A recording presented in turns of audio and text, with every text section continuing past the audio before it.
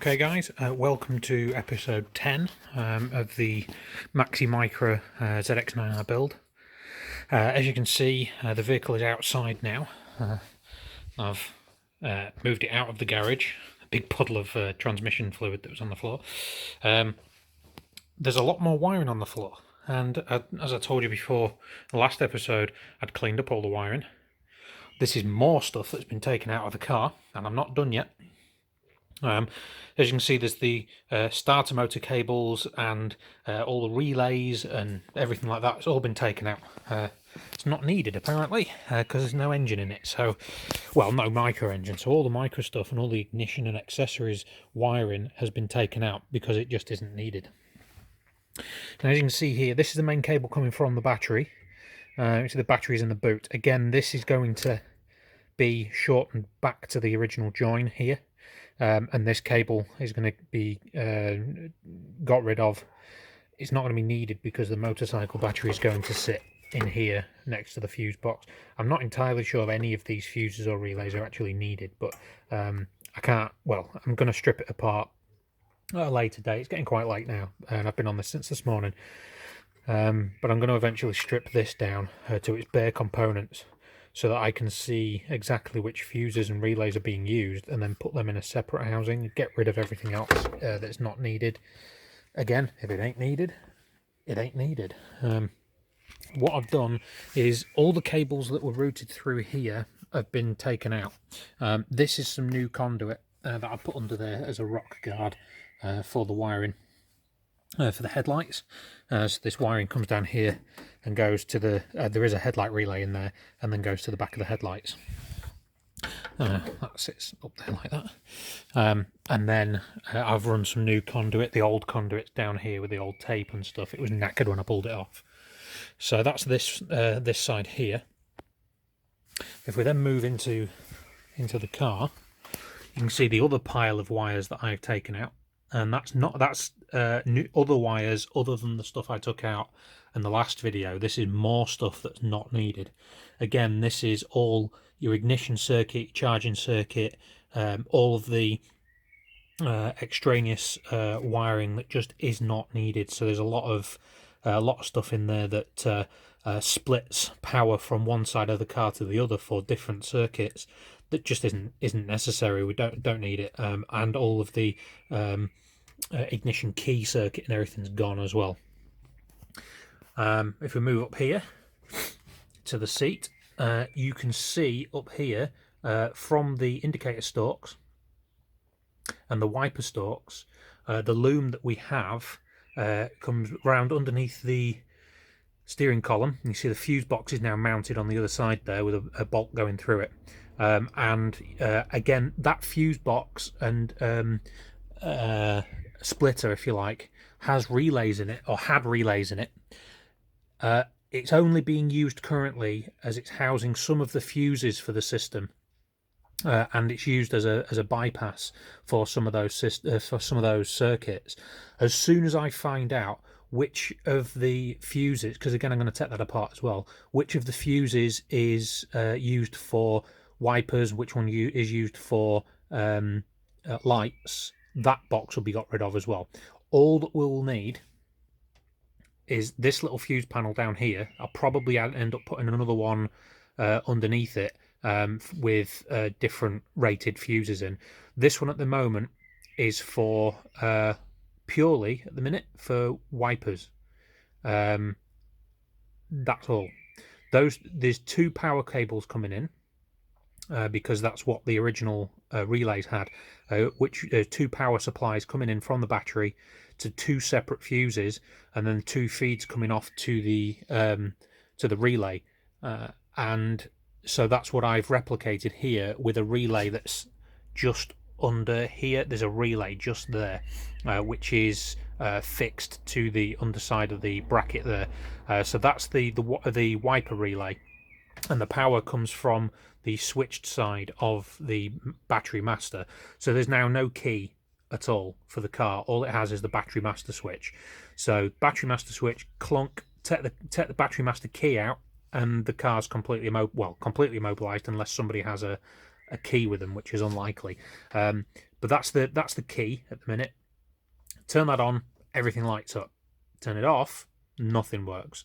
And I've done that so that I can, when I do put the motorcycle wiring loom in, it's going to have the same system set up. So the key's going to be deleted, and the wiring is going to go from the battery master cutoff.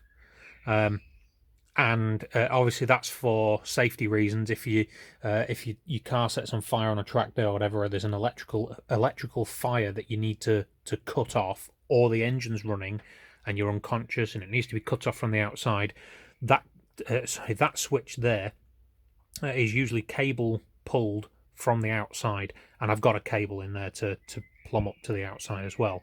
And you do have a fire extinguisher system as well. Again, I've not bought a fire extinguisher system yet because of reasons I went through earlier. So that's that. So we've got a separate fuse block there and separate relays, and then the loom I've run new conduit here as well, and new conduit here to stop your clutch leg from rubbing against the cables. I've tried to lift them up as high as I can, but because the cables had been manipulated and altered so many times, the original routing of the cable, I have no idea how it was routed originally. I think it all went over the top of the steering column. It just won't reach now. So instead of cutting all the cables and extending them, they have been lifted up and supported. I'll show you the when I'm on the other side. Supported above the steering column. So there's nothing's rubbing on anything. It's all nice and secure and sorted. If we come down here, here's a junction between the wiring that goes to the relay that's under there. So this wiring here goes to the relay, and then some of it goes up and into the fuse box, and some of it goes up to the switch as well, and to these switches. So that's all this wiring here, which then goes across to the column. And then this cable across here is for lighting, and this is coming from the switch, the indicator stalks, and the lighting switch on the other side. There is this run of cables there, and then they both join together and go the other side. You have this cable here, which is from the battery, no, it's not from the battery. That's from the switch to the ignition circuit in the car.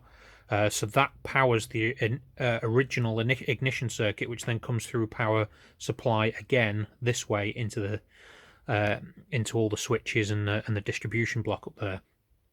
So these are separate cables. That red cable's from the battery. That one is from the switch to the original input to the car. This cable here, that one's been there for months and months. It's actually been there for years. That's one of the first modifications I did. This run of cable there, that is a hardwired fuel pump, and it goes to that switch there. So that's the fuel pump. Again, it's run directly from the switched side of the switch, so that yes, it's got switched power, and it's also got switched earth on the fuel pump. So if you switch this on and that's off, nothing happens. You switch this on and that's off, nothing happens. They both have to be on for the fuel pump to work. The reason I've done that, I run slightly thicker cable than standard to the fuel pump, because eventually I'll be upgrading to an Evo 8. I've got an Evo 8 fuel pump in the garage. I'll be upgrading to an Evo 8 fuel pump that'll run from the Micra fuel tank into a swirl tank in the boot, with a separate low pressure pump, and the Evo 8 pump will have a regulator at the tank, so that any return from the swirl tank will go straight back into the fuel tank, and that way I can then run a single line up to the front at low pressure. So it will save there being a fuel line and a return line from a regulator in the bonnet. Everything will be housed in the boot and sealed, obviously, so I don't have to build a firewall. So that's this side of the car. You can see up here how many plugs and everything I've removed. There's all of this lot has been taken out, all the relays and wires and everything. So you can see there's literally the wiper wires. There's 4 wiper wires, and the wires going through the bulkhead there are everything that's needed for the lights, and that's it. That's the 2 circuits I've kept in the car: lights and wipers, nothing else. So what we'll do, go around the other side and have a look. You can see the car in profile now with the wings on. This wing is bolted on at the top, or riveted on at the top, riveted down at the bottom there, and it's just sat behind the rear light at the moment here, and it has been tubbed. So I think I showed you this on the first video. There's a tub under there, so that is hard up against the body. There's no filler or anything in it. That will be smoothed into the body at some point as well. That's a long time away. But tested some spray paint on the back wheel. I think it looks better than black or anthracite or whatever colour that is. So we'll open the door. So we come in. This is the cabin. This is the driver's seat or driver's position. Horn button up here. Currently doesn't work, and I think one of the contacts inside the switch is actually gone. I think it's a moisture issue. So I'll change that switch. It is literally just switched battery power to the back of the switch, and then cause this is switching live here, and then it says battery power to here. Earth goes from the back of the switch live. The other side of the live goes to the horn in the bonnet, under the bonnet, and then that has another line going to earth. So it's in series with the switch, and all the switch does, it's a push to make. So that's broken the positive lead for the horn. It did work. It worked for, well, it's been up there for a couple of years now, so it has worked for a long time, and now it's just stopped. There is a fuse in line, and the fuse is perfectly fine as well, so I may end up, because it's a separate, sorry, I've not been showing you there, it's a separate circuit. It's just 2 wires going straight into under the bonnet to the horn, and then one off to the battery and one off to ground. So yeah, I don't know what's wrong with that, but I can always take it out and start again. It's not a problem. It's just 2 wires, a switch and a horn. So down here, this is not supported yet because when the feet get welded in for the cage, that's got to slip under the cage and go up against the chassis here, and then be held in with a P-clip up there, like so, so that it's out of the way of the throttle pedal, so it's up there. This cable here is one I've left out. This is the brake light switch. Again, this is a separate loom. It's a separate circuit than everything else. It's gone from the brake light switch to the brake lights, and then it takes a positive feed straight from the battery, rather from the non-switched side of the ignition circuit. So it's the only circuit that it's the only circuit that isn't switched when you turn off the emergency master battery cutoff switch. The only circuit, that's the brake light. So if you accidentally hit the battery master cutoff and everything turns off, if you're on the road, or even if you're on a track, or if you have a major electrical problem, your brake lights will still work, so you won't get rear-ended. Well, hopefully not get rear-ended. So yeah, we've got up here, we've got the indicators and lights loom coming under the steering column and tying into the wipers loom, which then goes up and is supported here by this bracket, which I think is what it was originally designed for anyway, but with a plastic Nissan clip. So that goes in there. Flasher unit is up here on its original bracket, which is amazing because that bracket has been bent so many times. I was kind of worried it'd snap off, but no, it's gone straight back on there. So, and you've got this loom here, which I've got this conduit on, which is then strapped up to the crossbar there, the support bar for the steering column. And that's pretty much it. I've still got some tidying up to do down here. These have got to be tidied together and then lacing corded. Yes, this is all, regardless of the fact that it's bright yellow, this is aircraft style lacing. So you've got a single knot on the front and 2 loops of non-crossing wire which supports the cable and holds it tight, and these are supposed to be between 2 and 3 inches apart all the way around the loom. I haven't finished it yet because my fingers are red raw from tying the sodding thing, but I've got most of it, I think. Again, the other thing I haven't done is removed the unused cables from the back end of the loom, basically because I already wrapped it and it already goes through a load of P-clips and the chassis as well, and I really can't be bothered taking it out again. It's already fixed in place and it's perfectly fine. It's only a couple of feet of cable. It's not going to make any difference. Nothing's connected on the other end of it, so it can't short out. This is literally the power side here, and it's been cut off, so it's dead-headed cabling. And that's that. And now I bet you're wondering, but does it work? Well, the battery connected. I don't know why I'm doing that. I do that all the time. Battery master on. Nothing happens. No smoke, no fire. That's a good sign. Hazard lights. Do we have hazard lights? Oh yes, we do. We do have hazard lights. Did he remember to wire in the side repeaters? Oh yes, I did remember to wire in the side repeaters. There's one there, and there's one there. So... But Anthony, I hear you saying, that was working last time. Okay. That wasn't, though. We have one driver's side indicator. And does it work on the back? You can see in the reflection in the window there. Yes, it does. And so does the other side. Like so. Do the headlights work? Why, yes, they do.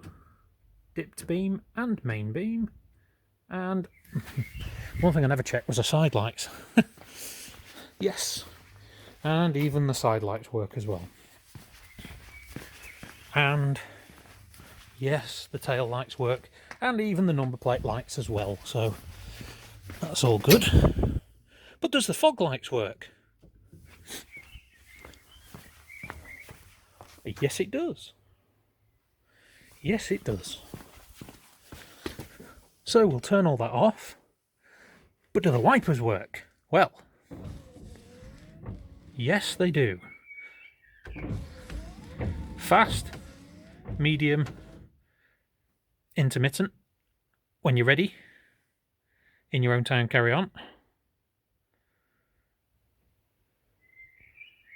Okay, intermittent doesn't work. Big deal. Don't really need it anyway.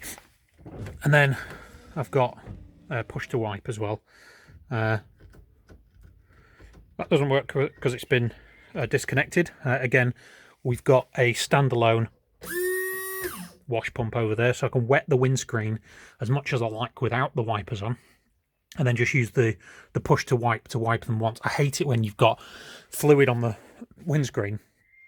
You've got just enough on there, the windscreen's clear, and the car decides to wipe just that one more time and puts a streak across the windscreen. Hate that. So now I can control that myself. Fan still works. Oh, I didn't show you the fan.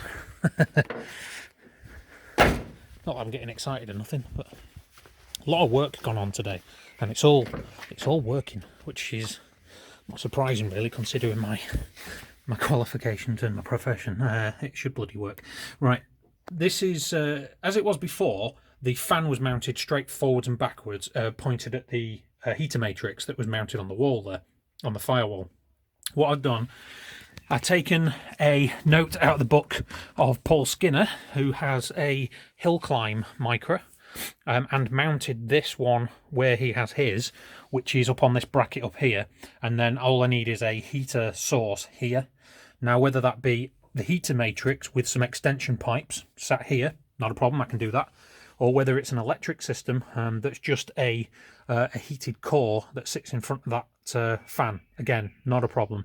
All that's there to do is to clear the windscreen. So if I put that on, there's plenty of air coming out of there. See if I can get one of these to blow. That's too heavy, but you get the idea. The battery's not exactly fully charged, but so that's that. All I've got to do now is tidy up, push it back in the garage. So guys, let me know what you think. Let me know what I should do next, if you've got any suggestions or ideas. And if you want to, you can like the video, subscribe to the channel, and you'll be getting updates fairly regularly, as long as I can keep doing them. Let me bumper there. Oh, I've also got these aero catches. Yes, they're only cheapy ones, but that's the aim of the build, is to be as cheap and as reliable as possible. Those two things don't really come hand in hand, cheap and reliable, but cheap doesn't necessarily mean it has to be built badly.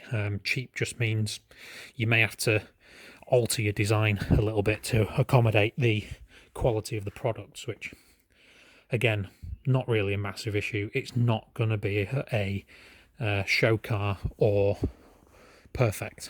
You could probably tell it's not going to be perfect. And that's that. So that's the cockpit as it sits now. Everything working. Just need to get the motorcycle loom in there. The gauge is set up here, wired into an ignition, probably a push button start somewhere. I might remove the horn button from here and move it somewhere else, probably on the steering wheel. I can put a little bracket behind the steering wheel and have a horn button on there, and then use this push button in the middle of the dashboard for a push button start. And that's that. So thank you very much, and I'll see you next time.